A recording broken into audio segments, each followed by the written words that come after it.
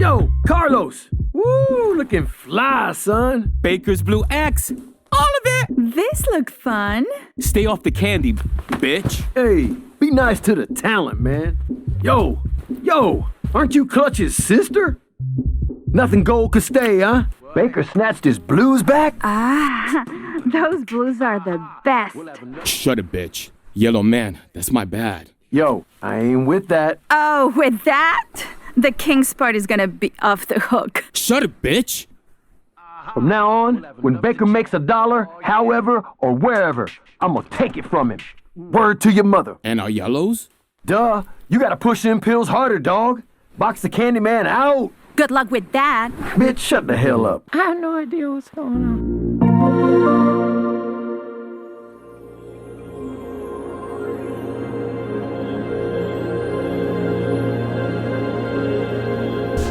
Hello, and welcome to the video game podcast PlayStation Pals. It is episode 36, and I am your host, Nick, and I'm joined by the Ron to my Harry, John. Now, John, you didn't hear the clip that played before this, but the clip is from Crime Boss Rockay City. Oh, God. Coming March 28th. I know we watched it just the other day. Does this game look great or what? Is this clip from the thing from yesterday? Yeah. No, dude, I already don't like Mafia style, Grand Theft Auto style type games. And this one looks like the worst version of those games possible to me. Yeah, I don't know what to say about this one other than if you're looking into it, if you thought, oh man, I like Michael Rooker, oh I like Michael Madsen, know that this is going to be a half-assed, half-baked project through and through. I can tell you that from the get-go. You didn't like the clip with Vanilla Ice that we just heard? The voice acting was cringy, the dialogue horrible. You don't like random physical assault on strangers for saying one word? Yeah, just hitting women is always great. The mission structure seemed horrible. I like the fact that they were doing this little heist and they're like literally just sauntering back to the car nice and slow, and a lot of the animations looked bad. It looked like a trailer that could get passed over to the person who's casually into video games and be like, oh, okay, but if you watch games like we do, there's so many glaring bad things going on. You seemed a little more high on it, though, man. I mean, you got anything to say for yourself? I mean, you said it didn't look too bad. It looked a lot like Cyberpunk, like it looked. Well, your game of the year, huh? Yeah, looked like your game of the year. Well, just like the movement and how the character models were and everything. Again, I think it is a $40 game. And which is weird given all the money they spent on the cast. Well, here's my kind of thoughts on the cast. I don't want to discredit any of these celebrities. They're all kind of cult, niche celebrities that have a very hyperactive fandom. But none of them are the big budget person. Every single person I feel like on this list was gotten for cheap. Michael Rooker, Kim Basinger, Danny Glover, Vanilla Ice. Oh, I remember the Game Awards. These are people who are not getting the high fees. These are the people that are if you go on to Cameo and maybe they're doing a cameo for you for $75, because they just need some work. So, we'll see. I'll try to leave my judgments, but I would not be shocked. I'm calling it now. This game will be under a 60 on OpenCritic. All right. So no chance of getting this instead of Resident Evil 4, which comes out the same. No, I'm praying that some people in our fantasy league pick this up, thinking that that it looks good. Yeah. No. I will not. I will not try to think of this game more than this conversation right here. Yeah. Nothing is good, as you heard. So all right, we got a packed show for you this week, so let's move into the format. This is how it works. John and I both bring 3 things to talk about. It can be a video game we're playing, a news topic, email to PlayStationPalsPod@gmail.com, or a Twitter DM at PSPalsPod. And things are so packed this week. We got so much Sony stuff, so many games are coming out that we are reducing it to 5 things this week. So so it'll probably be still twice as long as our normal podcast runtime, but It's also Saturday, so Yeah.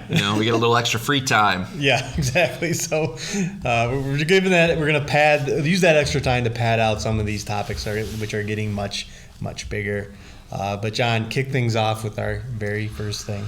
Yeah. So this is a special one. We're in familiar territory. There's nothing crazy going on, but we got our extra games this month, and I think it's straight up the best month of free games that any PlayStation or Microsoft has ever seen. Nick and I couldn't believe the list of games that came out, so obviously we're going to go through them. As always, if you are a subscriber to PlayStation Extra, make sure you add these into your library. And yeah, hop to it because there's some good shit to get through. So first and foremost, obviously the biggest game of the bunch is one of the biggest first-party games from last year. Can't believe they're adding it already, but it kind of makes sense, being that we have a sequel of sorts on the way, and that's Horizon Forbidden West from Guerrilla Games. Came out in February of last year. Yeah, I can't believe they added this one so quick. Just right off the bat, Nick, what are your thoughts on this? Because, the biggest draw to Game Pass, the reason that Game Pass gets so much accolades and things is because they have the day-and-date releases with Microsoft's first party. Say what you want about their first party, but that is the one thing that a lot of people say that they have that PlayStation doesn't. So do you think this is a good strategy to kind of, less than a year later, or about exactly a year later, that we're getting this now? I regret holding on to my physical copy of the game now, because the whole reason I did that, and I believe the reason they're doing this, is because in April we have Horizon Burning Shores coming, and so I think that is just to get people into this, maybe get them interested in the VR title that is about to come out in a few days from now, and then hopefully, even though Horizon's a huge game, I don't know how people are going to get through it in time for the DLC, but then hopefully turn around and spend money on the DLC, which we don't know anything about other than it's just coming to PS5. So that could be a $30, $40 thing. But hey, if you're already bought in because you just played Horizon Forbidden West, maybe you're looking to pay that. And this is probably just another way to get subscriptions up. The deadline is coming. June is when we all bought into PlayStation Plus Extra. So maybe it's time they ramp it up so everyone's like, well, I got to renew this now. Because I imagine the majority of PlayStation Plus Extra people are going to be unsubscribed in June. So yeah, makes sense. Yeah, no, I think you bring up some good points. Can't complain about it.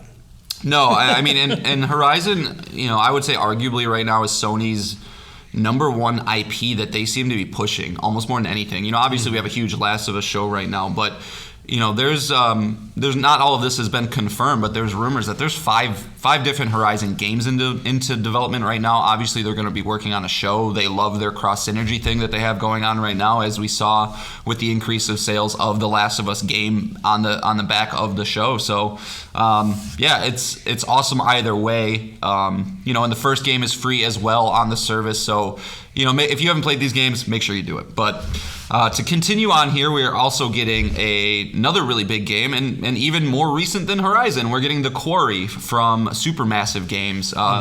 This came out in June 2022. These are the guys who made Until Dawn.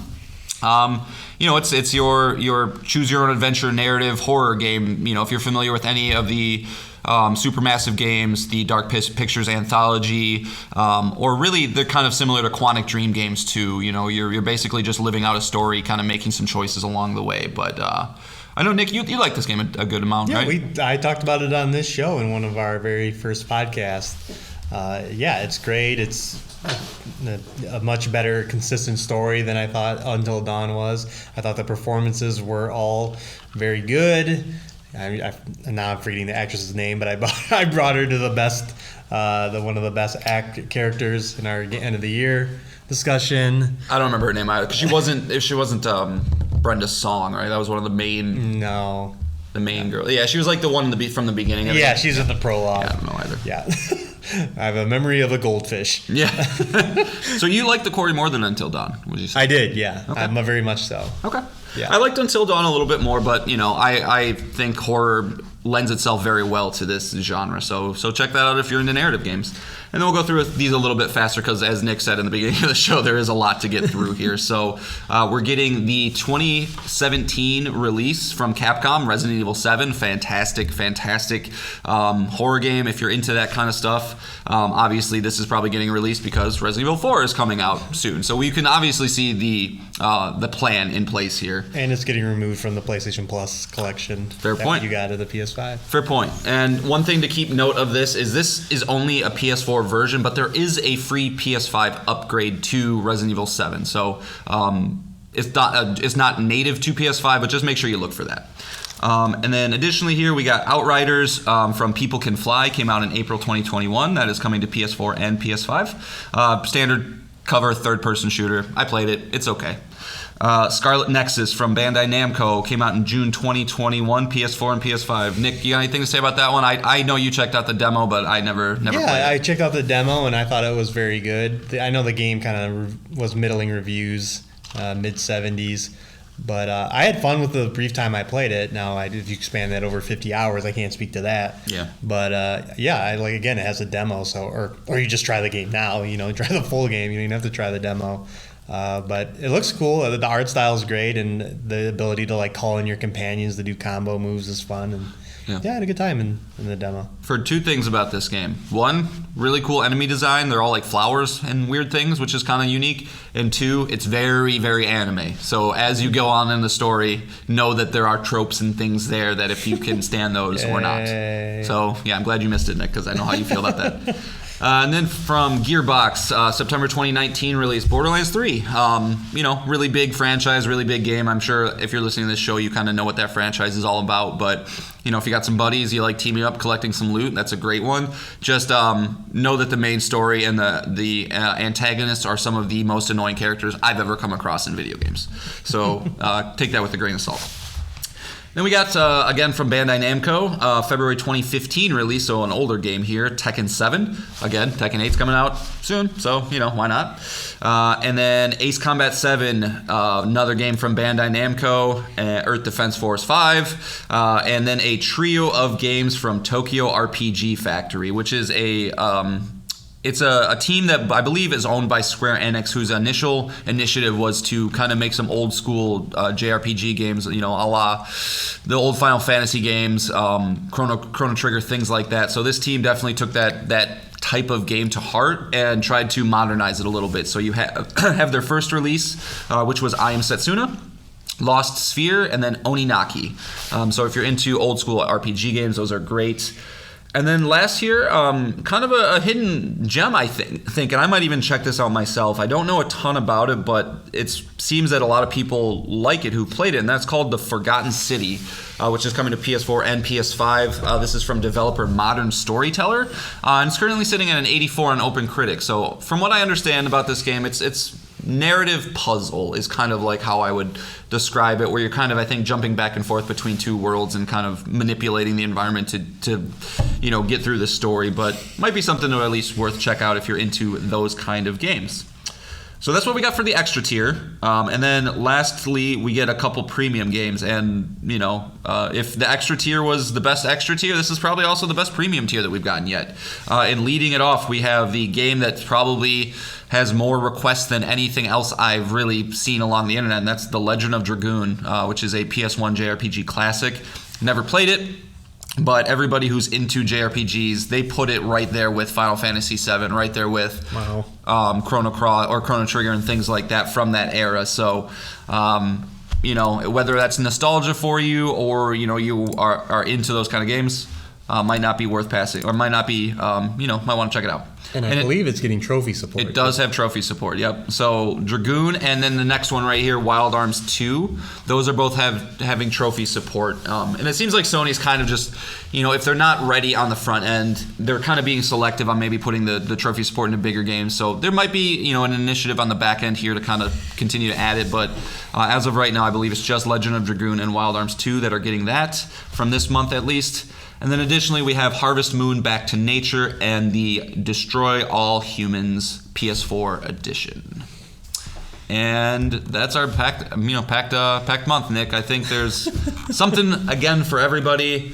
I wish we didn't have to buy PlayStation first-party games like day one, because if you have patience, man, like you never have to buy a game again. Like you really don't. No, not really. I mean, as long as your tastes are pretty open. We didn't talk at the beginning of this about that there was no PlayStation showcase of any kind again. Of course. I was 100% correct in lowering the DEF CON level because that's just not happening. But, they won me over with this. I can't be mad about the lack of a showcase when PlayStation Plus Extra is just, killing it. Like, just not even, like, fuck off Game Passes. You can't compete when stuff like this happens, Yeah, that's kind of a thing for sure. Is like, I just, without trying to sound like a fanboy, I just don't get it at this point. I don't get the people that are saying, like, I play on Xbox because of Game Pass. And it's like, yeah, you have, some third-party stuff that you might not have access to on PlayStation, but you're getting Horizon Forbidden West and Resident Evil 7. It's just the quality of the games are not even close, in my opinion. At least from the big AAA games. Yeah, well, I think like you said, if you can wait, it's good. But if you want to play Atomic Heart, for example, next week, day and date, you get it on Game Pass. So that is true. It's like it's the thing it's got going for it. But yeah, if you're patient and your tastes are open, the 1-to-1 the catalog is the PlayStation Plus Extra is better. Like I can't. The comparison's not there. Because it's just. All of Xbox's old first-party games are in there, but those are the old ones. And I've checked it. They got like Pentiment and Hi-Fi Rush and Norco's on there and Chained Echoes. They have a good presence with some of the smaller, middling games that are really, really good. So you can save some money there, but just to play in that ecosystem, you're missing out on so much. So I'm glad you're listening to the show because you're obviously a PlayStation fan. Because there's so much awesome stuff out there, man. So much stuff. Is there any part of you, Nick, that almost feels like it's starting to become a negative, that like you get choice paralysis? Because I get choice paralysis. Yeah, of course. And so like that is something that's like it makes me nervous because I would love to, go back and check out Scarlet Nexus or, go through Ace Combat 7, but I have Elden Ring. I have Dead Space, and that's my choice. These are games that I've purchased, instead of just subscribing to the subscription, but it's a little overwhelming at some points. Yeah, and that's not even including like we said, this year's kind of really starting off pretty strong, as we'll get into reviews a little later. Yeah. But yeah, even like, you're going to get Hogwarts Legacy, you're going to, we got Dead Space, and we got Resident Evil the month after that, and Jedi Survivor the month after that, and then the extra games of those months as well. So it's just, it's almost, your backlog is just is intimidating. And it's almost like, I think I'm getting to the point where it's like, I just got to play one game until I beat it. Yeah, I would love John. What? I would love to talk to 8-year-old John, who's looking at his Sega Genesis, and he's looking at the 6 cartridges he has, and he goes, I guess I'll play Sonic 2 again. Yeah. And then I beat this one last week. Yeah, I beat it last week. I'll see if I can improve my score or whatever. And now I'm looking at 600 games I have to choose from. So my son has nothing to complain about. I don't know how good they have it. Right, exactly. I'm bored. I don't know what to do. Are you serious? Are you fucking kidding? And then moving on to our next topic, and speaking of, having that choice paralysis, a big piece of hardware is coming out. We're, in fact, as we're recording, just 4 days away. John. Yeah? What do you think of all the PSVR 2 reviews? I'm trying to stay strong, Nick. I'm trying to keep my wallet in my pocket, not pull out that credit card. And, Nick and I just got bonuses at work, so it's extra hard right now to ignore it. But yeah, reviews and buzz, as we kind of saw with the previews of this thing, seem very, very high, very, very positive. And so I kind of wanted to just go over what a lot of the outlets have been saying and highlight a couple of key games here, but. Yeah, we're on the precipice of a new hardware launch, and first off, before we get into that, Nick, I feel like the buzz around this one has been pretty low comparative to a lot of other, even 0.5 edition consoles and things. It seems soft to me. Do you get the same vibe? Yeah, we've been talking about it. I think the lack of a Sony showcase, kind of relying on outlets to preview the game and just blog posts highlighting certain things. We got the unboxing video. We got a look at the internals, and it almost seems like, they're not fully committed. It seems like it's a half step, as we'll get into what a lot of the critics are saying about the lack of games. Yep. It seems like they're just not there. And I know they have the rest of the year. This is just the launch lineup, and it's okay. But, every piece of hardware is judged by the software that comes out on it. And maybe that's why it's kind of soft, because they know they don't have that strong of a lineup. Yeah, and that's definitely the number one con here. So, but it's interesting too, because on the flip side of that, it seems like every single time somebody plays with this thing, they leave it and go, I need to buy one. Like it is proving itself when it gets into people's hands. So, right. We might see this thing have some long legs and be supported that way. But just want to go over some positives. So first and foremost, IGN, biggest news outlet in the world when it comes to games, they gave it a 9. So that's kind of the realm that we're dealing with here. So some of the positives for the unit itself. Incredibly easy to set up. Anybody who's had a PSVR 1 unit, including myself, knows the struggles that come with setup. You have 7,000 cables, you have to get your camera out, you got to clear your space, got to make sure your dogs and your children aren't anywhere near so you don't smack them in the face with your sticks. And this is simply literally just taking a USB-C cable, plugging it in the front of your console, and you're good to go. The headset has some pass-through options so you can map out your room to make sure that everything is avoidable and you're not breaking things. So obviously, really big improvement there. Yeah, I mean, that's a big deal for especially you, limited gaming time. Like, if you got to spend like a half hour, or that's exaggerating, but 15 minutes of setup and scanning your room and, moving furniture just so you could do this thing, like, you got to make it as easy as possible. Right. Yeah, I mean, I think that's, the number one thing, and maybe the only thing at this point that Oculus kind of, or Meta, still has over this unit, right? There still are a group of people who don't like the idea that there's even a single cable. So the fact that it is easy to set up, though, I think will alleviate that a little bit. Of course, top-notch visuals. You're getting 4K in each eye. You're getting up to 120 hertz in each eye, so things look smooth as can be. That seems to be, consensus across the board. I haven't heard a single person talk about how, they're a little let down by how visually it looks. Horizon Call of the Mountain being the technical showpiece, which we'll get into. And the tactile sense controllers, about as good as you could have hoped. I think if this was as easy to see as anything, with the reviews of DualSense from the get-go. People love that controller. They put all the same guts and everything into this one. So when you're pulling back on a bowstring, when you're shooting things in this virtual space, immersion is the name of the game. So these are definitely a big step up. And you're getting that true next-gen feel. That might seem like a buzzword or something to kind of just put a blanket statement over something, but I think that is an important thing to identify. If you've played games for a long time, the jumps between PS1 and PS2 to PS3 were huge compared to what we're getting now. And so, it's kind of exciting to see, like, this is the second iteration of this, so you would kind of expect the jump to be a little bit bigger, than we get from PS4 to PS5, for instance, and it seems like they did get that. And then, of course, there are some downsides to the device as well. As Nick already said, very limited game library. And this is, kind of, it's all subjective, right? If you look at the launch lineup of PSVR 1, granted, it was new tech, completely new tech, so you could kind of get away with having something like Job Simulator, right? And have that be exciting. But we're getting Resident Evil 8, Gran Turismo 7. These are already existing games, but these are games that have been reworked entirely for the machine.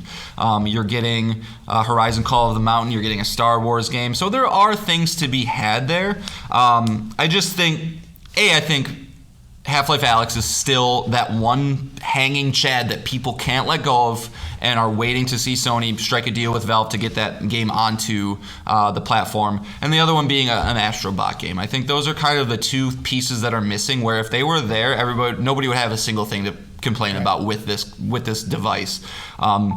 So I think they do need to work on that a little bit, but It does seem like they're doing a great job of supporting and trying to bring forward a lot of the old PSVR games to this new version, because it's not as simple as taking a PS4 game to a PS5. You have to completely rework how the game operates.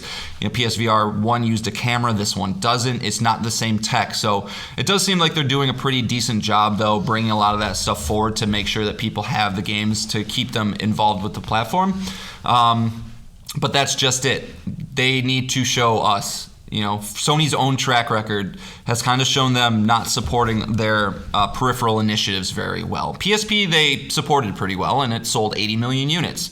The Vita, famously unsupported. We're sitting at, it died at about 15 to 18 million, which is horrible compared to a lot of the other handheld devices out there. And PSVR 1, if you look at the NPD list for every single month, it's the same games every single month. It's Beat Saber, Job Simulator, probably Batman Arkham, and a couple other, Super Hots, things like that. So can they put their first party behind the development of these games? Do they just hire to have standalone teams at a lot of different studios or whatever the case is? But they need to have a plan so that they can continue to support this thing, because PS5s are coming more in the wild now. They're becoming more available, but you still need one of those and another $550 to get this headset. It's still a very big ask, but I think despite having some lackluster launch lineups, they are still they had a pretty good launch, I would say. I think people are just blown away by the tech of it, and that's what they're going to have to focus on going forward. Sure. What do you make? So when we were trying to look up the embargo for this thing, people, were teasing that there's some big surprises in store, and we didn't hear any big surprises yet. But this could be something that they announce next week when it officially launches.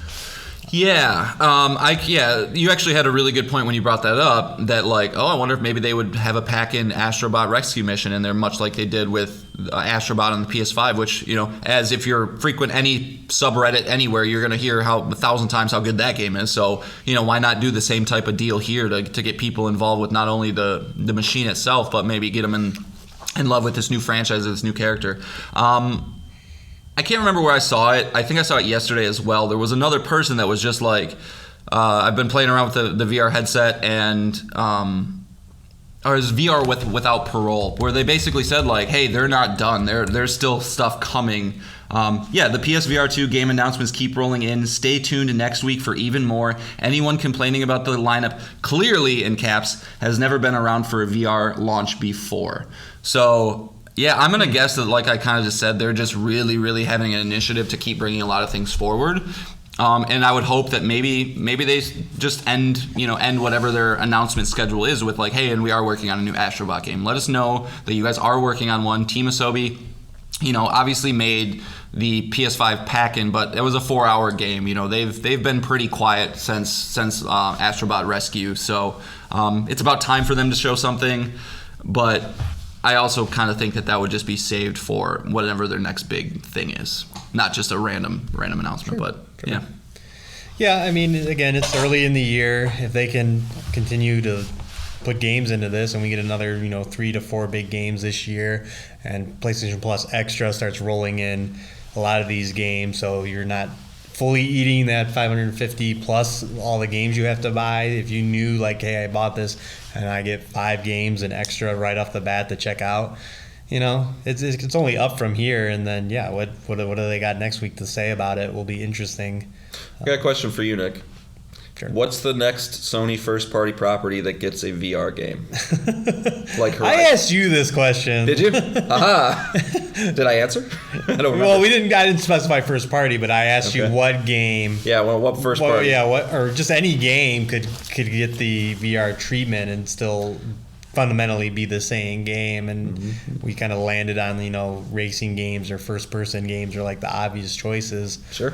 But I imagine Sony's got to have some plans for bringing in another of their big franchises into this. Who is it? Is it Spider-Man? Do you think they could do it? No. Insomniac has VR chops. It wouldn't be.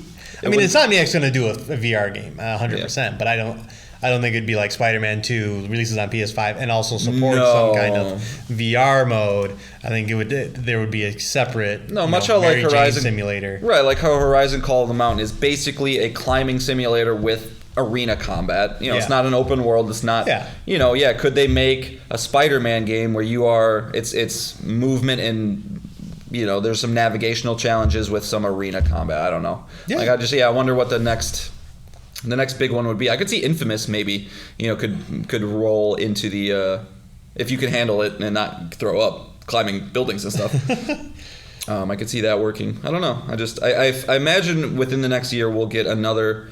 If they want this thing to succeed, they have to put their big franchises behind it, and they gotta figure out how to do that. Yeah. Like I said, if we get another, again, it's all about the must-have games, and I think right now there's not really that. Call of the Mountain is sitting at I believe an 81 or 80 at this point. It keeps going up slightly. It's at an 82 now. Okay, I mean that's pretty good. For a VR game, but yeah, if they can get another 3 must-have games this year. Like I said, if PlayStation Plus Extra gets involved, that too. Personally, I might buy in. That could be a surprise. I mean, based on kind of what they were saying is. Yeah, I would imagine next month there will be PSVR 2 PlayStation Plus Extra games. I can't remember what they did with the first one. I feel like when the first one came out, they did a couple months with VR games and then they just stopped. Okay. But I think that was just a software problem. They just simply didn't have any. So if they have a good pipeline with porting these games over to the new hardware, then maybe you will get one a month. If you're a subscriber, sure. They might. I wonder if they would lock it behind Extra or Premium.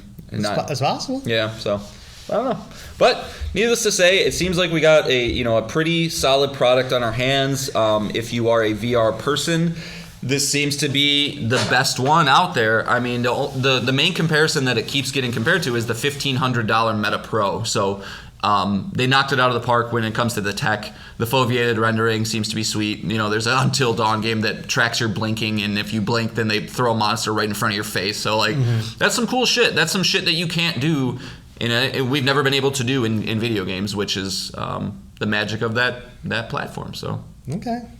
Well, I'd like to introduce a new segment at this point. Will John buy it? Yeah. Exactly. How many days after the release will John get it? I already pre-ordered it, Nick. Did you really? No. Okay. Well, don't ruin my segment here. Okay. So if you have any thoughts, again, I believe John was telling me earlier he already bought Narco, because he's got all this time in the world, to buy even more games. It was $8. It was either that or a cheeseburger. And he's always talking about, That's why I didn't go out to lunch yesterday, Nick. He feels overwhelmed by how many games he can play right now. That he goes out and buys another one. I'm a bargain hunter. And as you've heard on this show, repeated, no impulse control. So just if you have any predictions, and I think if you can get pretty close, well, maybe I'll throw in a prize, So email in at PlayStationPalespod@gmail.com. How many days you think it'll be before John buys it? And if you guys have a guess, hit me up on the side, and we can coordinate to split the price. I want your guess. Nick. Oh, how long? Yeah. I'm going to go 2 weeks. 2 weeks. I'm going to say in March. You'll by March 1st. Well, I guess that would be a little less. Yeah, because we do have a teammate at work who has pre-ordered one, and I'm sure he's going to come into work and just talk about how awesome it is and how, oh my god, and he's got a racing wheel and I want one too, and so and like I said, just got our bonuses, so things are lining up for it, but we'll see. All right, so yeah. I'd say 2 weeks is a good bet. Yeah. So moving on again, that indecision that we're talking about, and a new piece of hardware out. On top of all of that, and PlayStation Plus Extra killing it, is a bunch of games are coming out. So we're just going to go through the 5 big releases of the next week or so, or already out as you listen, and the reviews they got, and just kind of get our thoughts on them overall. And the first game I wanted to bring up is Theatrhythm Final Bar Line. This is from Square Enix. It is currently sitting at an 87 on OpenCritic. Whoa! This is a rhythm-based game that stars pretty much all of Final Fantasy and includes all of the Final Fantasy music, so not surprising that it's going to review very well, because that, if any music slaps, it's the Final Fantasy music. Yeah. You know? John and I both played the demo, and we were very high on it. I'm not putting words in your mouth, right? I was high on it. I don't know. Yeah, I mean, I have some questions, and like I didn't dive into it probably as much as you did, but yeah, like I liked the actual mechanics to it. I love rhythm games. I love music games, Guitar Hero, Rock Band, Dance Dance. I was one of those weirdos that could do DDR backwards. So I love this kind of stuff. Yep, huge nerd, but that's how I got all the girls back in high school. But yeah, it was fun. I don't understand how the gameplay itself ties into like loading out your party and like doing combat on the side somehow, because you're watching the notes, you're not watching anything else typically. So like I'm curious like how all that ties into one another. But like you said, man, I mean, you know, especially in a series like Final Fantasy where a lot of people have their favorites, you know, whatever the first one you had was or whatever, like mine is 10. A lot of people, I think Nick's is 7 or 6. You know, everybody has those, so you can like go to that specific game, pick through the track list there, you know, feel some nostalgia, feel some fun, all that good stuff, see the characters that you love. Yeah, there's a lot of stuff to love it. If you are a Final Fantasy fan like this and a music fan, it's no brainer. Yeah. So yeah, what John's talking about is you pick a 4-person party before you go into a song, and they have all abilities. And I guess if you're not very good, if you put healers in your group, you'll last longer.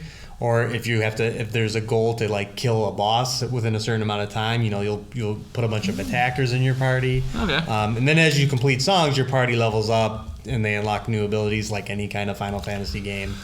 But yeah, it's a great package built around, you know, again, one of the greatest soundtracks in all of gaming, one of the most recognizable soundtracks. So yeah, not a surprise. And again, there is a demo out. It'll carry your progress over. So if you have any inkling of checking that out, you should.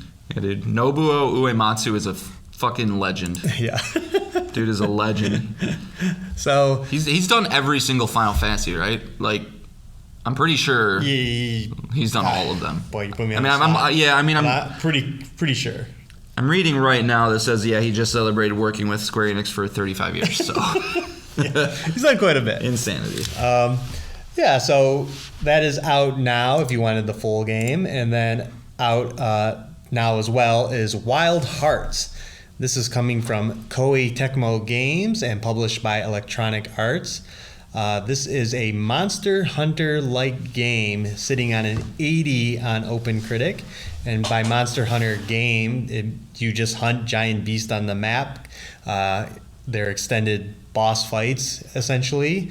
You have 8 different weapons you can choose from, and you gather loot from the monsters to craft more gear, get upgrades, rinse and repeat, play with your friends. This one kind of has a unique mechanic in which you're able to build things on the map, a la Death Stranding, favorite game of the show, and then they're permanently on the map, so you can build towers and zip lines and traps and all kinds of things. Zip line. And yeah, it's a new IP, and is kind of off to a good start, and definitely a genre people very much like. Not myself. I can't stand this genre, but reviewers seem high on it. John, do you have any thoughts? Any interest in this one? I mean, I'm kind of with you. I tried Monster Hunter World. I just think it's a game that's not really for me, just in the way that it's structured and whatnot. And Nick, said that it's a Monster Hunter. It's a Monster Hunter clone. Like, from everything the reviews have said, like, structures operate the same way. You use the skins of the animals you kill to outfit yourself later and upgrade and stuff. So that's all really, really cool. But this might seem petty, but like the biggest thing for me is the idea of fighting a monster for 15 or 20 minutes and not seeing a health bar, and just be like, okay. I mean, and I know there's visual clues, and the monster is, I think, tired down, and you knock pieces off and whatnot, but like, I love knowing where I stand and how close I got, what do I need to do to modify, and so without that, I don't think it'd be for me, but I love the monster designs. I think the monster designs are super cool. They all seem to kind of mimic a real world monster or animal, whether that's like a porcupine or a wolf or whatever the case. And the building system seems genuinely cool too. It's not just like building a tower to jump off of. It's like you build this wooden flexible hammer thing that just like demolishes the monster, stuns him, knocks him down, or you can looks like build some really cool things. So I don't think it'll be for me. And I think it's also one of those games that they want you to play with other people. Yep. Sure. But I'm happy that there's some competition in the genre. Much like they say with the big publishers, if they're all healthy, then and they're all making games, it makes them be better to outperform one another. So rather than Monster Hunter just kind of sitting on its laurels, it now sees a competitor and can maybe innovate a little bit more, and it's just healthy for that ecosystem. Sure. And again, that is out now as you're listening to this. Up next is Octopath Traveler 2. This comes from Square Enix. It is out next week, February 24th. It is currently sitting at an 86 on OpenCritic. It is a sequel to Octopath Traveler 1, in which it is a 2D on 3D turn-based RPG. Yep. 2D HD. Yep. Very pretty to look at. It's a gorgeous looking game. But again, not my thing. I don't have any interest in playing older looking games, but in newer skins. Hey, that's just my opinion on games, all right? I've explained it before. I don't nostalgia. I'd rather play a new 3D RPG than a 2D RPG in a 3D environment. So I know, John, you played the first game. Yep. What are your thoughts on this one? Never beat it, the first one. And I haven't seen too much of this one besides some screenshots and things. And it's fucking beautiful. I don't know how there's some teams out there that just get pixel art better than other teams. Like these guys in the Sea Star guys, I just don't get it. But I might check this out. From my time with Octopath Traveler, I remembered I really liked the combat system. It had an interesting twist on that.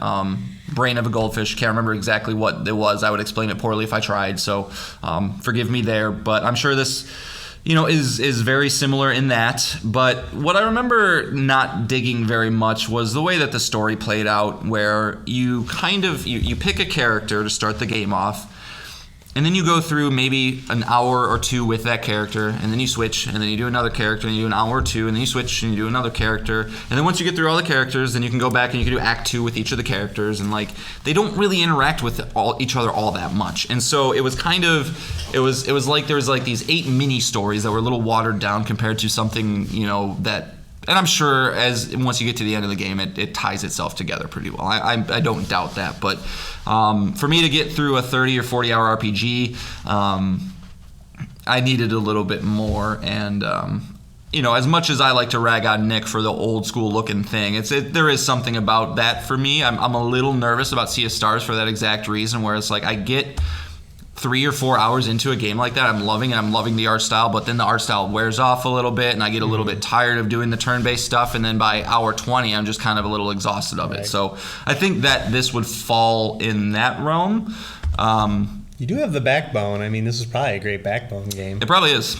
Yeah, probably. Turn-based, you can pause it right there and not have to think about it, and just play it casually. Maybe when it inevitably comes extra, I'll play it there. But it's something I'll keep an eye on. It got an 86, and that's including a 7 from IGN. So besides IGN, it seemed because if you know anything about how the review scores work, they operate on it's a weighted scale. So the bigger outlets and things get a higher percentage of that overall score. So IGN, I would imagine, is number 1. And so if they give it a 7, that means everybody else really, really quite likes it. Yeah. So, might be something there, but probably will pass for the time being. Yeah. There's too much. And we're not even done yet with the games coming out now. Because next one up is an interesting one. This is Wanted Dead. This comes from Soleil Ltd. They also did Valkyrie Elysium last year. That is sitting at a 66. This game did not fare much better. It is currently out, but it is sitting at a 61 on OpenCritic. Not doing so well. Including a 4 from IGN. Yeah, this is what they like to call a AA game, a game that nowhere has the budget of a Horizon or God of War, but is trying to imitate the same feel on that smaller budget. This is made up of a bunch of Tecmo people, the guys that have done Ninja Gaiden, so they should be very familiar with this game, which is a third-person action game where you use a samurai sword and have guns, and then it's very weird, Japanese and quirky, like a Yakuza. Every cutscene I've seen of this game is just like, I'm like, what the fuck is going on? But the game doesn't look to play very well. There's a lot of bugs. In the IGN review, there's a scene where a robot is trying to shoot you, and its guns are just going nowhere close. It's like shooting into the floor. As you're literally walking. Yeah. Like you're doing the thing where you're trying to move the character as slow as possible, and you're still the badass walk. Just horrible AI. Horrible AI. Yeah.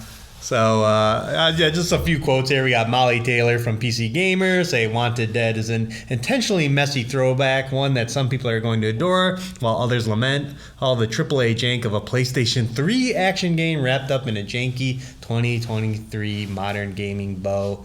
And I think that kind of sums it up perfectly. Yeah, basically what we're telling you is to not play this game.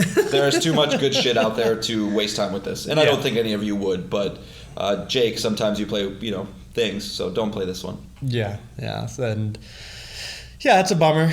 Again, it looked like at least an interesting take, and as we said here, we like Yakuza games, so another game in that vein would be fun. I mean, I contemplated adding it, like I wasn't never seriously contemplating adding it into my fantasy league, but it was like, okay, this could hit a weird vein somehow, and thank God I ultimately decided not to. But no, it seems like a miss. I would not expect a Wanted Dead 2. Yeah. Wanted Deader. Right. and if you wanted that, you could get this next game, which is Like a Dragon Ishin. It is out next week on February 21st. It is currently sitting at an 82 on OpenCritic. And as we mentioned quite a while back, that Like a Dragon is the new title for the Yakuza series. So going forward, all their games will be Like a Dragon, not Yakuza. This is a remake of the 2014 game. They kind of brought it, it only released in Japan at that time, and they brought it to the States. There is no English voice track on this at all, just the Japanese dub. Nice. Which I'm sure their data shows probably a lot of people play it that way. But if that is a concern to you, just be known. And it's just like any other Yakuza game, but this one is set in feudal Japan. It stars all your favorite characters. What's the main name? Kiryu Kazuma. Yeah, Kiryu Kazuma, Majima. All the familiar faces, but they're different characters in this, so I guess that kind of will throw you off because they have different names but the same faces, and so it's reviewing fairly well. And I don't know, John, if you have any interest in this. I know you have wanted to get back into a Yakuza game, but is this the one over the Like a Dragons? And no, I think Like a Dragon would be the one still. Just because it's on extra, I don't have to worry about it. Right. But yeah, I think it's cool. I like the feudal Japan setting, but the magic of Yakuza just, I think, lends itself better to a modern day Tokyo, or Kamurocho, I think is where they are. So no, I think I would just want to continue down that path, because that seems to be where the series is. Like, these are spin-offs, right? These are games that released, I believe, back in Japan a while ago, right? I don't know if you said that. I'm sorry if you did. I did. Okay. So yeah, I would rather continue with Like a Dragon.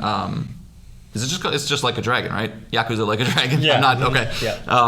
I'd rather do that one and then whatever's next, as opposed to worry about the spin-offs. Right. That's just too much. And as we talked about in this show, like, every Yakuza game right now is pretty much available between Essential and Extra. Yeah. That you probably have a full library of these games, so I don't know who's going to go out and be like, well, unless you're really in love with this franchise, I don't think anyone's going to go, because they're always meaty and very story heavy. Yeah. You got like 350 hours of Yakuza if you want it. Yeah, exactly. So it's Yeah, so maybe later in the year, maybe things slow down.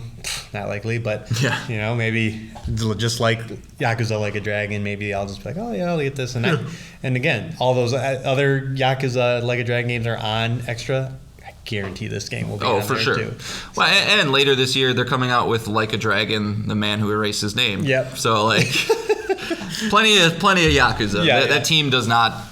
Well, yeah, they don't take breaks. I feel like. Hopefully they're happy over there.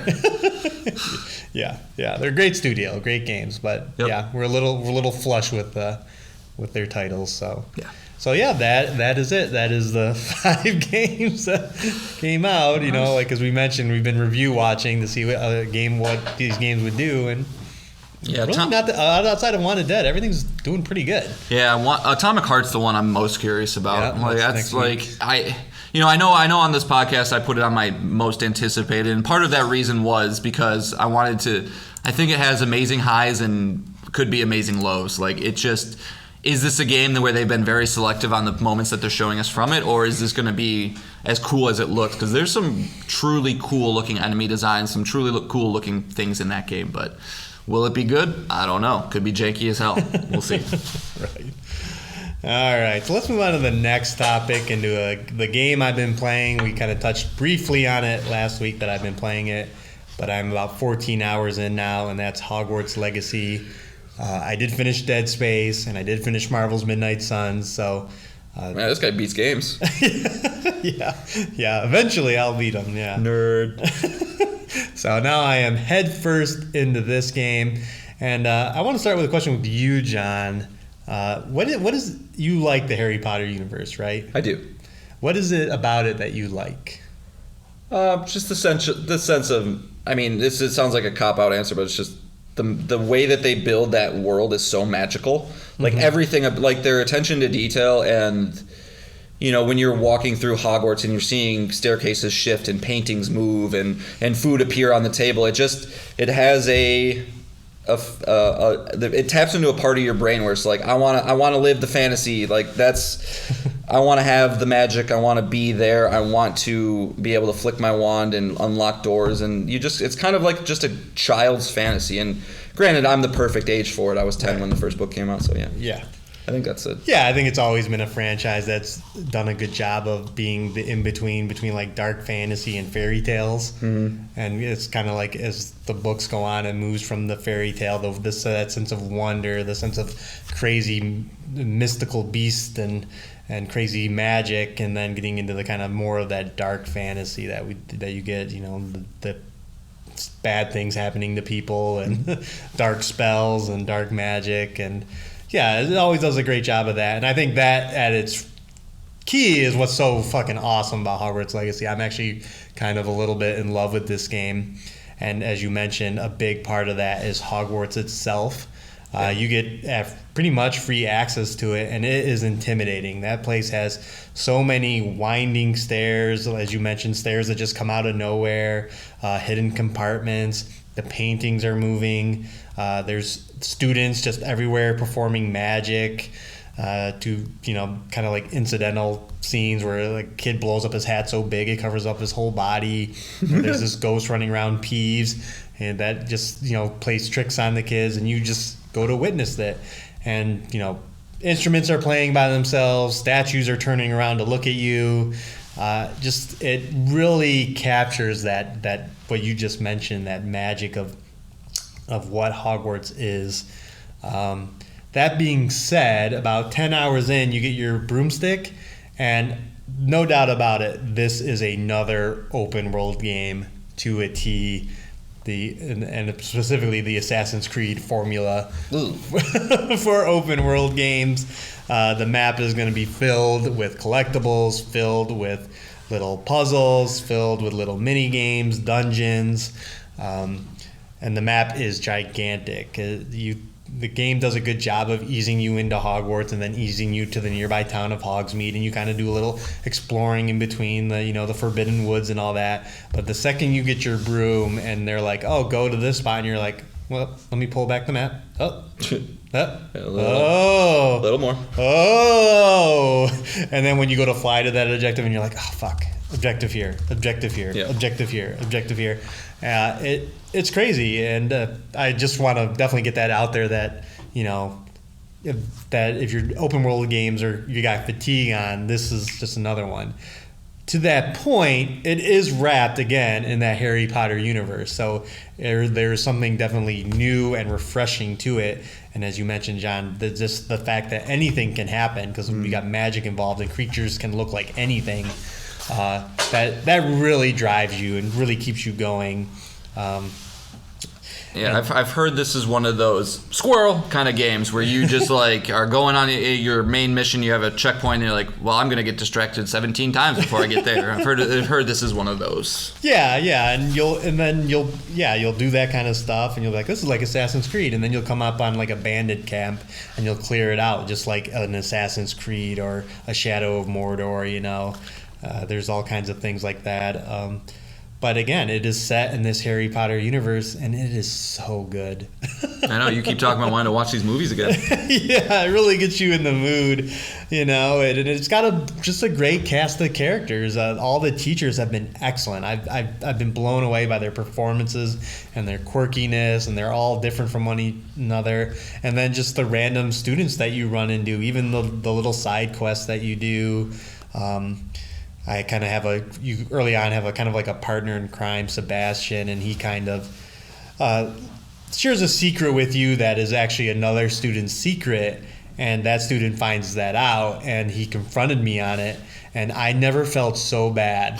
Like, I felt so guilty, not only because I was ratting out the guy who befriended me when I first got there, but also because this guy was just so like passionate and adamant and just upset that this had happened, and I was just like, oh man. Did you name your wizard just Nick? Yeah. Okay. Yeah, it is my name. Yeah, you do. It has people say it's really good. It's okay, character customizer, but yeah, it's your character does look pretty good, and the voice work is really good. And then you assign your first and last name. So if you want to just want to be yourself in the game, you can. And then that supporting that open world format is a combat system that's pretty fun. Before I played the game, someone had compared it to the Arkham combat system, and I was like, how can that be? Right. You know, like you have a wand. There's no fist, or you're not Spider-Man or Batman. So how do they do that? And they do it by introducing a lot of the same systems.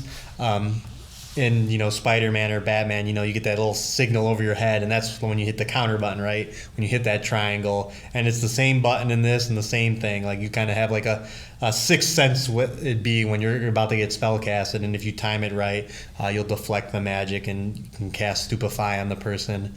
So you're just mixing a range of spells. You got fireballs, you got spells to lift people off the ground, spells to pull people to you, and you can play around with these combos to just basically juggle somebody. Like if you get in a rhythm, like you have a certain combo of spells, that person's never touching the ground, and they're just gonna die.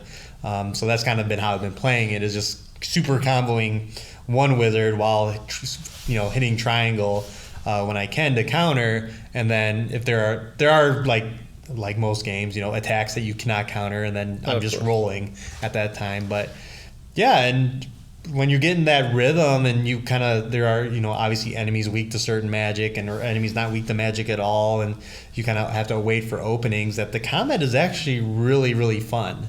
I don't even have all the spells in the game yet. I haven't got any of the the dark spells, the curses and whatnot. Do you get Crucio eventually? Like, I believe so, yeah. Oh, shit. Yeah, it does give you the list of all the spells right off the bat, so you can see what you get. Yeah. And I don't remember their names, but I'm almost positive one of them Crucio!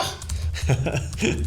But yeah, it's just a great game. I think it does a good job of not overwhelming you with too many side quests or quests at once, because it's kind of divided in, you have main quests, you have assignments, which are provided by the teachers, which require you to basically do certain things, and that unlocks a spell, so you're really incentivized to do those things.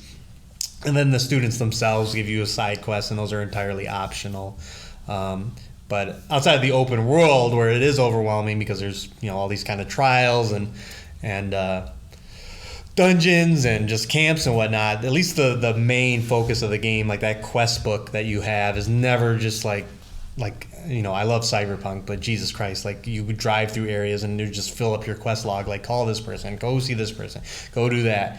It does a good job of just easing you in and kind of slowly introducing you to more mechanics. Like I just got introduced to Beast, and now I can collect Beast and mate Beast and all kinds of things. And beasts, got it. yeah, kind of like it's just like Pokemon is built into the game, but with the I thought you were saying bees. Oh. You bees? There might be a bee, I don't know, but yeah, it does a good job of easing you into those things. So yeah, it's kind of great to have these games because it's like all I can think about right now. Like I just want to leave the show and just go play. So and this is somebody, and you're talking, both of us, people who thought that this game was not going to land. No.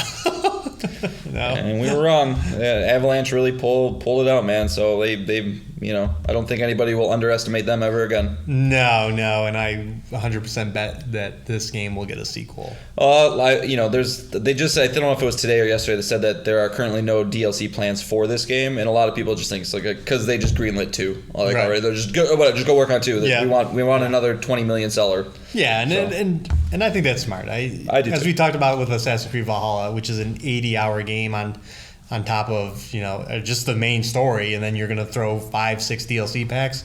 Same thing this. Like I think it's like 30 to 40 to beat the main story, and then if you want to get that platinum, 60 to 70. If you want to do everything, so why not just let people spend the 60 and 70, and then just get that sequel out in 2 to 3 years. Does this game have a chance to be your game of the year? Sure. Yeah, of course. Do you think if you had to predict December right now, where do you think this is going to land? And your top 5. God, it's such a. I know it's hard, very hard. This is a stacked year, man. Is it better than Dead Space? I don't. Apples and oranges, I know. It is really apples and oranges, and Dead Space is the known quantity. This is the new quantity, and it is an open world game, third person open world game, which is always my jam. So I don't know. But yeah, this game of the year was kind of easier last year with the Cyberpunks and God of War. Or for most people, God of War versus Elden Ring. That was really the question. But for most people with taste, yeah. But this year, I don't know. It'll be an interesting year. But the Game Awards will be a fun time because who knows? It could be anything this year. And one last question: what house did you get sorted into? Oh, Slytherin. Yeah, I knew you were a Slytherin. Scumbag. Hey, I kind of like. I like the reptile theme, and their common room is pretty great. It's like underwater and a lot of snakes and dragons around, so it's nice. It's pretty dope. So good to hear, man. Good to hear. Yeah. So I plan on as we just mentioned, my strategy is to kind of just play this and nothing else, not add anything else. I'll put Resident Evil 2 on the back burner and try and definitely get to that in March. I just want to finish this game so I can give it to John, really add on to that pile of backlog games he's got. Yeah, it's probably a good time to mention that Elden Ring is not done. I am still playing it. I'm just to get Dead Space done so we can have that nice full episode talked about it. I want to get that done, and then I will go back to Elden Ring because that muscle memory is ingrained in me for the rest of my life. I have no issues going back to a Souls game, so will not be a big deal. But cool. Okay. Cool, man. All right. So again, only 5 topics this week. We're going to move into our final topic, and it was HBO's The Last of Us Episode 5, Endure and Survive. As we mentioned last week, right after we recorded, we went home and watched this. And I remember right after I finished, I had to text Sean. I was like, let me know when you finish this, because holy fuck, what an episode. Yeah, I don't know how they keep raising the bar. Yeah, so if you remember where we left off last week, Joel woke up to Sam pointing a gun into his face and saying shush, and we kind of pick up right there with them kind of de-escalating the situation. Henry and Sam, trying to make sure Joel doesn't straight up murder them the second they lower their guns, which leads to a great exchange between everybody because even though Joel is agreeing to what they're saying, the tone of Joel is so good here. Yeah, it is. It's like, I don't believe you for 1 second. Like, why did he say it like that? Like, We didn't Henry hurt you. said the words I said in my head. We didn't hurt you. You don't hurt us, right? That's right. And, Ellie trying to, be the negotiator, the mediator in the situation. But it does de-escalate. They kind of just have a little powwow and eat some food together. I'm trying to remember, was there any interesting parts in this that you were... No, I mean, this is kind of where I think we got, we got. Well, first off, the episode started with the background of Henry and Sam, right? Oh yes, you're right. Right. Yes. So yeah, I mean, so we got a lot of the beginning part of this episode I think was kind of establishing the relationship of Henry and Sam. Yes. Obviously the big change with those characters being that Sam is obviously deaf and he's a little bit younger, and so we kind of got to see this interesting collapse of Kansas City. It opens up with a ton of violence. Fedra has just fallen, and so we're getting a lot of the backstory there, where Sam and Henry actually see Joel crash their car into the town, where he sees Joel kill some people, and that's going to be very important later in what Sam and Henry are trying to do. Mm-hmm. I don't know if we want to get into like more of their background story. It's just basically them and kind of how they became collaborators, and and what that operation looked like. Yeah, we definitely get the hint, which we'll get into a little later, that a lot of people were snitches that would rat out their neighbors to Fedra in exchange for things. And we get to see the doctor and how he helped Henry and Sam hide away, who we saw Kathleen kill in the last episode. But just like some brutal violence, man. Those Fedra guys got it. People were angry. Yeah, Henry has the line. I think it's you spend 20 years raping, torturing, and killing people, and they get the first chance they get, they're gonna do it right back to you. Right. So, it's hard to watch, but it kind of makes sense, honestly. Right. in this world at least. But no, I don't think there was really anything more from Sam and Henry interacting with Ellie and Joel. Besides just kind of establishing the boundaries right off the bat. Yeah, and I think this is where Henry convinces Joel that they should work together, because Henry knows the area and Joel is the violent one.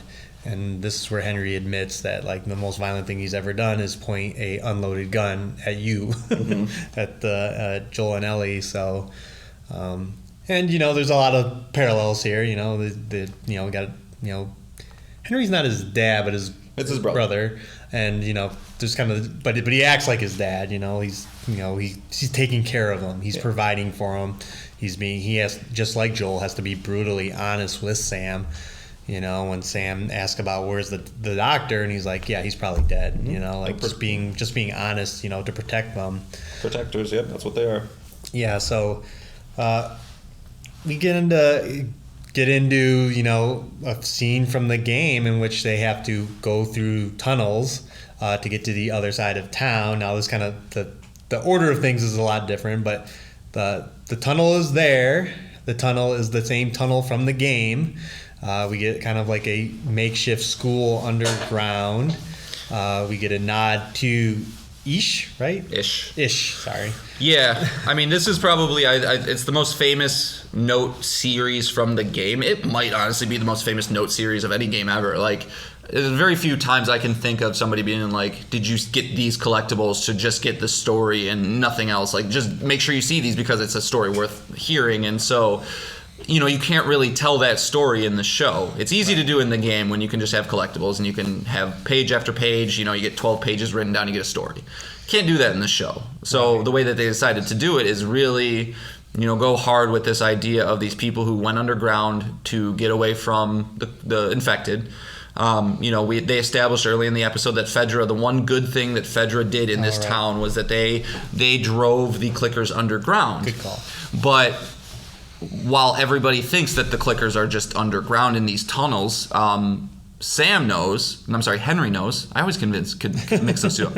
Henry knows that those tunnels are now empty, right? And so this allowed this group of people who went underground to build this, de facto normal life that they wanted to live, where they had a daycare. They drew a goal post on the wall so kids could play soccer. And so it's those moments that kind of bring us back away from the violence in The Last of Us, where you really see that the show is about the human connection and people trying to just get by, and not necessarily a zombie show. The zombies are an obstacle that they have to deal with.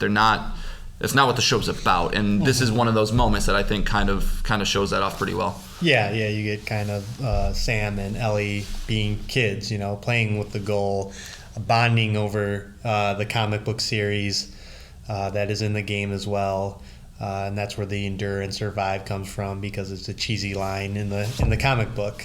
Yeah. And so just a lot of great interactions here, but as you mentioned last week, the show, when the show diverts, Neil Druckmann always says, how does it enhance the overall story? Mm-hmm. And Kathleen, as we mentioned, is a new character. We had not seen her before. And it is in this scene we learn her obsession with Henry. Apparently, Sam had leukemia, and in order to get the drugs from Fedra, Henry turned in her brother. He is responsible for his death.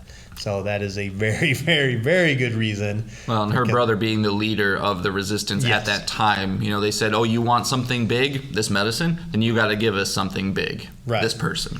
Yes, and again, I don't want to get to with how the season will end, because it'll probably end very similar to the show.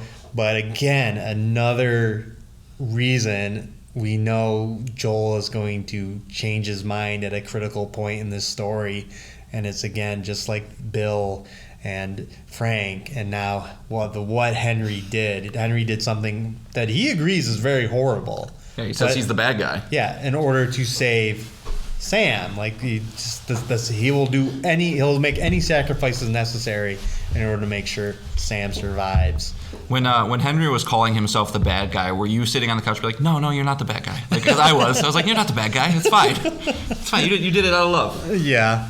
I mean, again, it's like what makes shows like these great is like this is what the apocalypse forces on people, is to have to make these tough choices. And I'm sure, again, Henry eats Henry up inside. You can see it in his face. You can see how, like you said, he's the bad guy. Yeah. He's not happy about it. It's not often, I guess, in non-apocalyptic life that we have to turn people in to potentially die. I know I haven't done that in my life. Have you? I know I haven't. No. Maybe I haven't. We get a bit more. Yeah, there's I forget where it is, but a scene with Kathleen and Perry kind of talking, where she talks about in her bedroom. Brother. Yep. Yeah, kind of talks about her brother and whatnot, and how important he was to her. Again, just building up on the hatred and why Henry and Sam are very, very important to be found by her.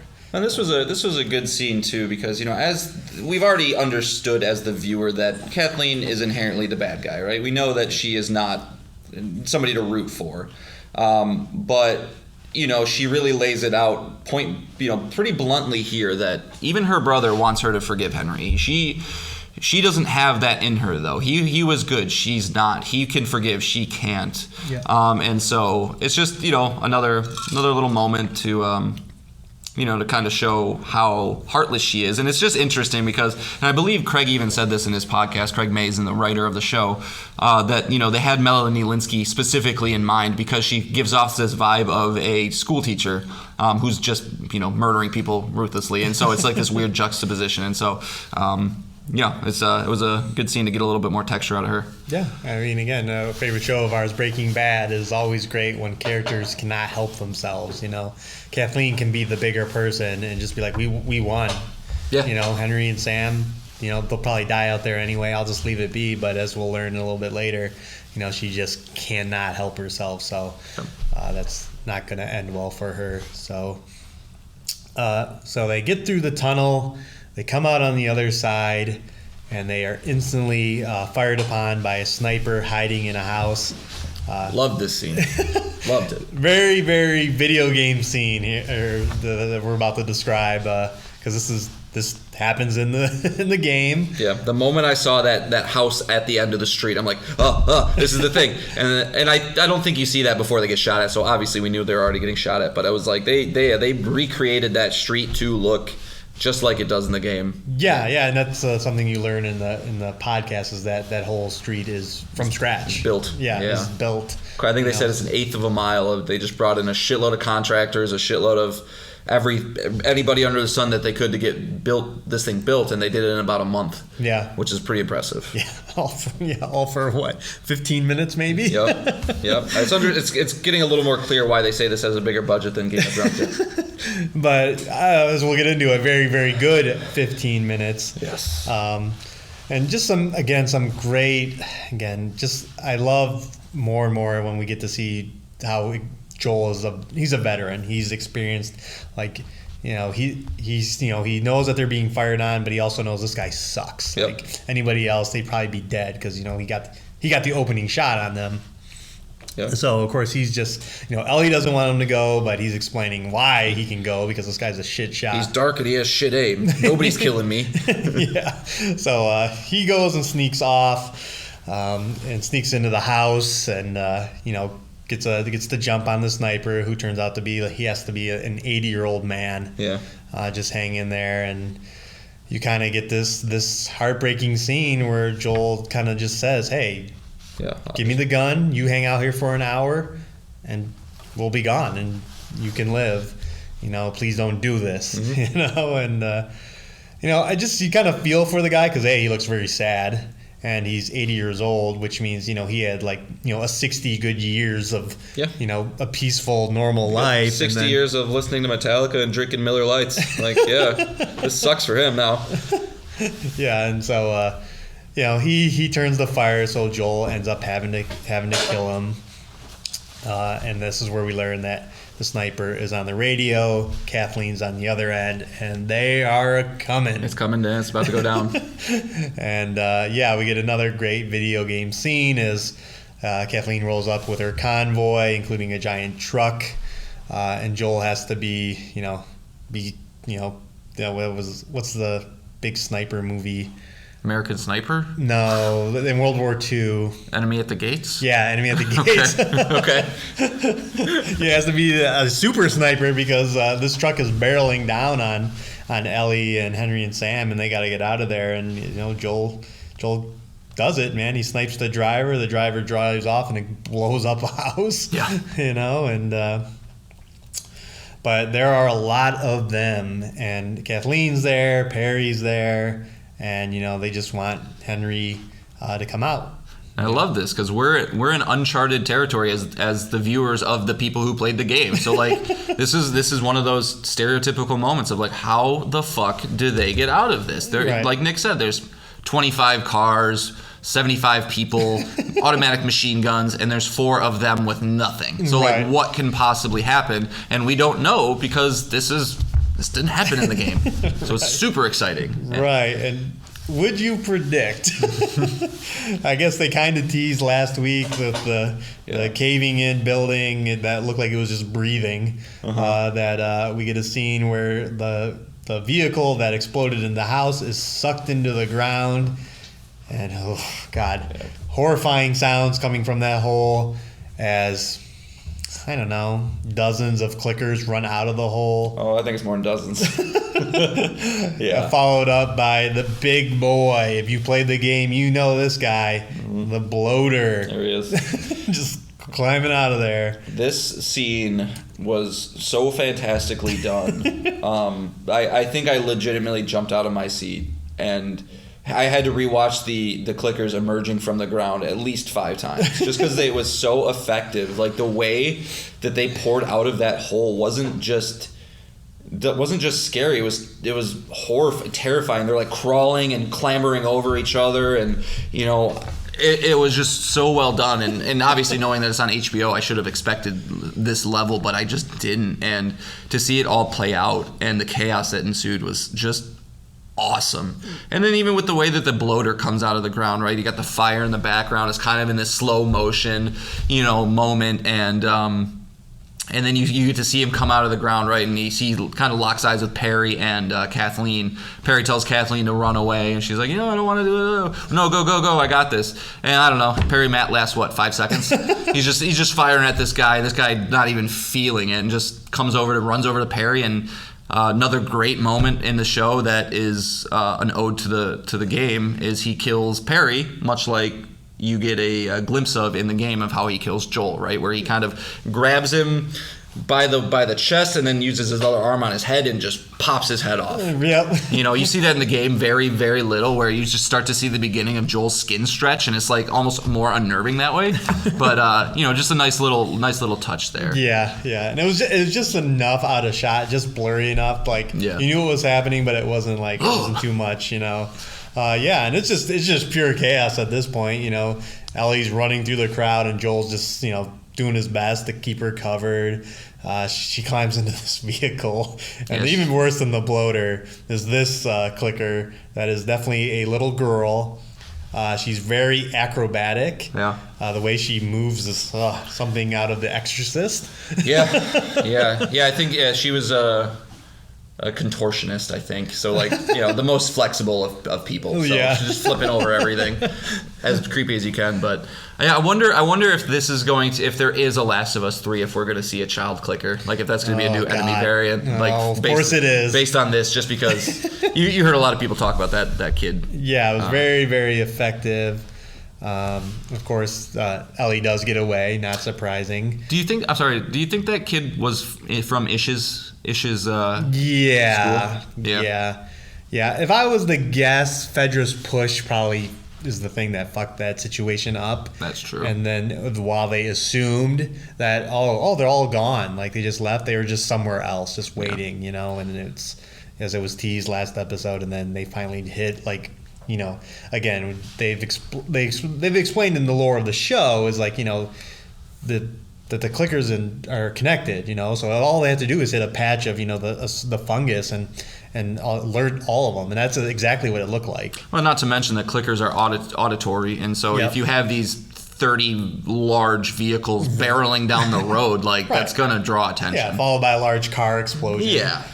I think they, and I know a lot of people were kind of the internet, so very few. No, it was everybody.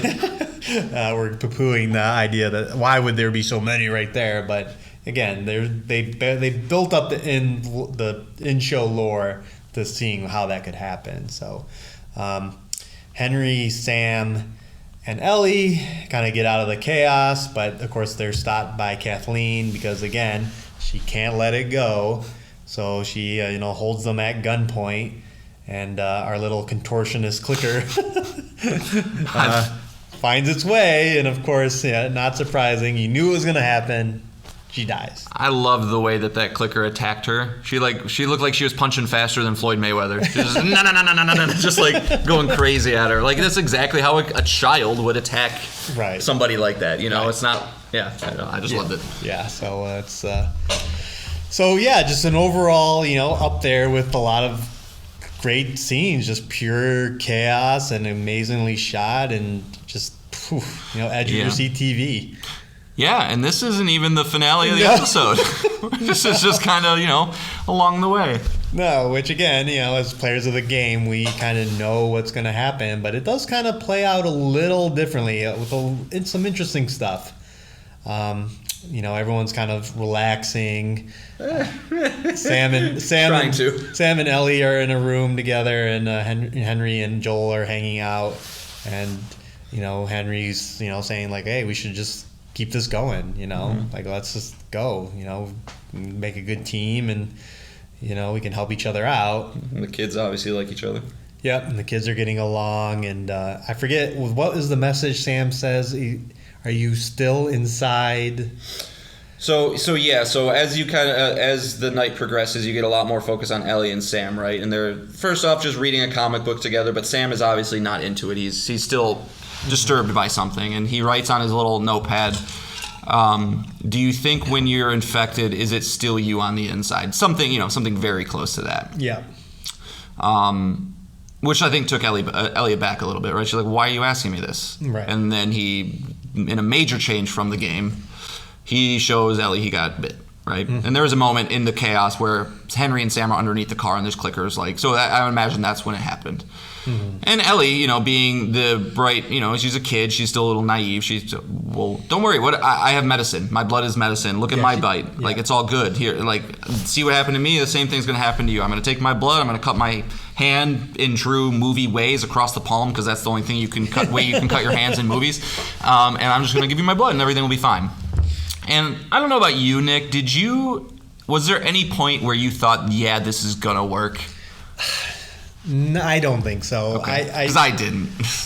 Yeah, because it just didn't seem to make sense. Because then where would the story go from there? I was going to be upset if it did. And what? It's that easy? Oh, right. And then then it would just it's going to take away from again. We won't spoil what happens later about how you get the cure out. But if it was just simple as a blood transfusion, like that, and even just a half-ass one done where you're just rubbing your blood on a wound. It just no. So I heard. I did like it. I like the idea of the naivety. It's the hardest word in the world in English dictionary. That of Ellie and her good nature to think that maybe this will work. So I am glad that they did it, and that again, it's maybe something people are curious about. Like a viewer might ask, like, well, does her cure work this way? So let's just cover that base right now. Like, like have her try it, and as we'll get into. So she does that, and and then they kind of just talk a little bit more. They might have talked before the blood smear too, just about like, is Ellie scared? And she said, of course, I'm scared all the time. And Sam asked her to, okay, well, you just stay up with me. And she says, of course I'll stay up with you. And she doesn't. Everybody falls asleep. We've all been there. Hey, I'll stay awake with you. And you fall asleep. And wakes up in the morning. And as players of the games know that this is kind of the moment that, we've all been dreading. And again, being that there's a little bit difference in this show compared to the game of Sam being deaf, Ellie wakes up and sees him on the edge of the bed, kind of staring out the window. And she kind of calls to him and he doesn't move, which I really, really like, because I think that is a great way of showing that he is still there. There is still a person inside there. Sam couldn't hear, this thing can't hear either. So there is a connection there, even if it is minorly. But unfortunately, as you all probably suspected, Sam is infected. And the moment that Ellie touches him, he pounces on top of her into the next room. Him and Ellie start fighting on the floor, which wakes up Joel and Sam. And we get the heartbreaking moment where Henry immediately grabs a gun because he knows that Joel is going to shoot Sam, and he's still protect mode, right? I still have to protect this person. And to the point where he shoots at Joel's feet to say, no, don't fucking go over there and grab my son or my brother. Like, that's not going to happen. And he has this moment where I think instinct just kicks in, and he's not even thinking in the moment. He's just, I think, again, in protection mode, but the fact, forgetting that it's his brother there, he shoots his brother in the head. Kills Sam. And obviously, I think they're stunned. The viewers are stunned. You don't know how this is going to resolve itself. How can you go on with yourself? And, in true Last of Us fashion, with the world being as bleak as it is, Henry can't. He can't live with what he's just done. He says over and over again, what did I do? What did I do? Sam. And ends up shooting himself, which us as game players knew was coming. But, I was watching this alongside my wife, and both of those moments, there was audible gasps out of her, like, and so jealous. Yeah, I know, right?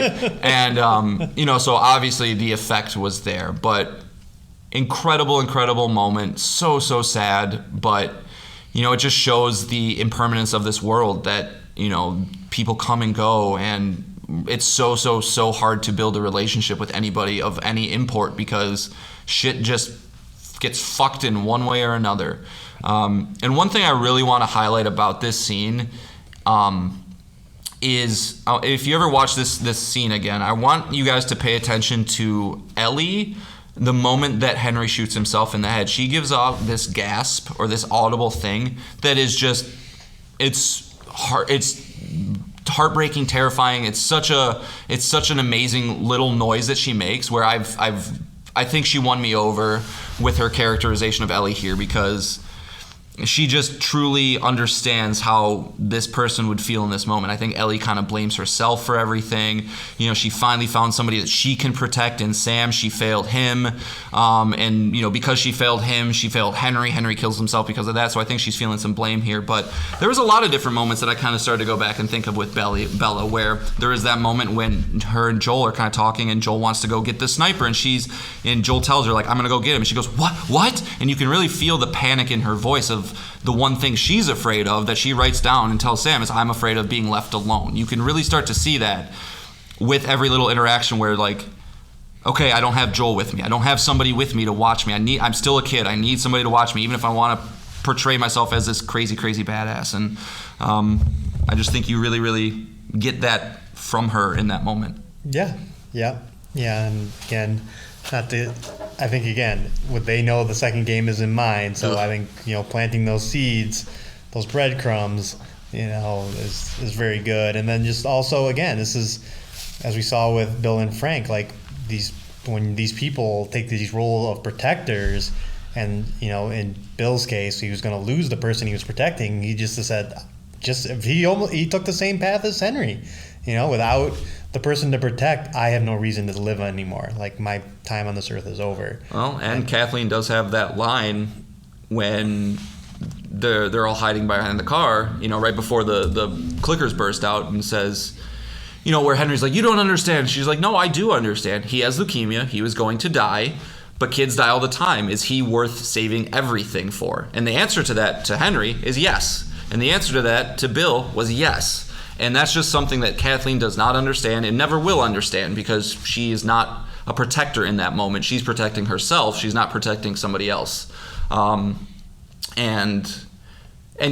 so I think, you know, that's just obviously a theme that you see played out with all of these types, all of these relationships. Great. So good. Yep. And then, but yeah, the only other thing that happens is, you know, they give Sam and Henry a burial, which is in itself, you know, it is, if you can kind of analyze it, you know, in depth, is Joel is a very pragmatic guy. He doesn't bury people. And so I think he's starting to, Ellie is starting to humanize him a little bit. Their relationship with one another is starting to humanize him a little bit. He's not just in pure, like you said earlier, Nick, he's a veteran. He knows how to survive in this world. That's not something that matters, but it does in this moment, because it does to Ellie, and Ellie matters to him all of a sudden, which is probably just fucking up his head left and right. And, you know, he's trying to figure out how to deal with it. But, you know, and then Ellie kind of writes a little heartfelt, you know, a little I'm sorry to Sam, and says, which way's west? Let's fucking go. Yeah. And then they go. Yeah. Not surprising. The show is still as good as ever, episode after episode. Is this your new favorite episode? I don't know, man. 3 and 5 were both 10 out of 10s. I would rather watch 5 again, for sure. Like, it's much more entertaining and doesn't attack my emotions so much. Again, it's easier for us, I think, because we've already gone through the acceptance of Henry and Sam a couple times, because we played the game a couple times. That might have hit a little bit harder if not. But I think 5 is probably my favorite, even though that hurts to say, because I think 3 is still one of the best episodes of television ever. But that's a testament to the show. And man, if any of the remaining episodes have the chance to become my favorite episode, this is going to go down as one of my favorite seasons of television. And like, for it to be its first season too, it's just hit the ground running, and fucking Neil and Craig, just keep doing what you're doing, man. Yep. Dream team. Yeah, and they, you know, we got 4 episodes left, so. Oh, one thing I did want to mention too is, you know, again, listen to the podcast with Neil and Craig. It's awesome, but they talked a lot about how the industry as a whole right now is like so short-staffed with graphic designers and just artists and things like that there is this big draw right now in Hollywood to allow kind of the artists to choose the projects that they want to work on. And I find it pretty interesting that that is the case, because if you're an artist around the world and you say, hey, we have a show at HBO and it's based on The Last of Us, even if you're not a gamer, you know it's a big property, of course you're going to bring in the top tier talent. And I didn't know this, but they're working with Weta, which is Peter Jackson's company, who did all the practical effects for Lord of the Rings, which still hold up today. That makes perfect sense why the clickers look so good. Like I didn't know that until they mentioned that on the show. But Weta is probably the number one prosthetics company in the world right now. So they have the top talent, and it fucking shows, man. It shows. Yeah. And I'm sure once they see the art of a clicker, it just like is a challenge, you know. They're just one of the best kind of enemy designs around, kind of takes that, like the Necromorphs, or takes that zombie template and just does something cool with it, something wild. And didn't they bring in the original designer for the clickers for that child clicker too? I don't remember. I think they said they did. Is they reached out to the initial character designer, and said, "Hey, we need you to design a child clicker," and that's what he came up with. So it makes sense because that thing is freaky as shit. Yeah, so. yeah. It's like circular, like I don't know.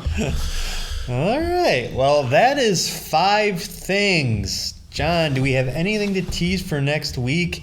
PSVR 2 will be out. Yeah. Hopefully it will bring those surprises that everyone else seems to be alluding to, and we can talk about that. Yeah, and I have a group of friends outside of work that 2 guys are getting it, so they were talking about when they get it, of having me over and we can check it out. So I might be able to get hands-on with it, I don't know. But I fully plan on having Dead Space Remake beaten by next week. Obviously, we won't talk about that too much on the show, as we have plans to do a full episode for that. Yeah, that's coming. But no, I mean, I think after I get Dead Space done, it's obviously back to Elden Ring, because I've been fiending to get back to that, honestly. Like, I'm surprised I have been able to resist it as much as I have. And then with probably a little sprinkling of Norco on the side for when I'm not feeling like beating a boss. Okay. But yeah, that'll probably be my week, sure. I would say, coming up here. Sure. Yeah, and then we'll have Atomic Heart reviews. Very interested in what that game is going to be and how that will review. It looks very interesting. All right, let's do this right now. What is your medical pop bet? You want pop bet? Can we do a pop bet? Closer. No, I don't. I'm not confident on this one. Yeah, Nick has. What would I don't know if you. I don't know if you've say. ever, what would you think that it's? I think it'll be a 79. Okay. That's my guess. Is that enough for you to play it? Not to buy it. Okay. Higher or lower? Can you do that? Higher or lower? I think, boy, it's like it's a genre of game that people want right now. That BioShock, that the plasmids, the gun in one hand, magic in the left hand. And it looks good, but I just have a feeling it's going to be very broken. It's going to be buggy, and I feel like there's no weight behind the combat. And yeah, that so hurts. I feel like we're going to get in the low 70s on this one. It's going to be a slight disappointment, but we were already wrong this year with Hogwarts Legacy. It's true. Yeah, we just got to keep showing the audience why we're the best in the biz. Hey, I was right about the showcase thing. I was right. They were never going to do it. So it only took me 5 weeks to realize. So right. You brought back the DEF CONs in general, all right? So all right. So John, what song are we leaving them on? So Nick pointed out that we have not done a song from this soundtrack yet, which I couldn't believe, because it's probably my favorite video game soundtrack ever. From Nier Automata, we're going to go with Dark Colossus from Keigo Hoashi and Keiichi Okabe. This whole soundtrack is incredible. They have a lot of slower songs that are more piano, but like once they ramp it up like this one is, it's fucking amazing. Lots of you can tell it's a full orchestra. So check out the whole soundtrack if you can, but I'm sure I'll be bringing more of these to the show in the future. So okay, enjoy this one, Dark Colossus. Good choice. All right, well, we thank you for listening again. We will be back next week with 6 more things, and that bonus episode about Dead Space could be next week too, depending on the time. Yep. Depending on John. Yeah, so either of those things will be next. So, thanks for listening, and we'll see you next week. Bye. Bye.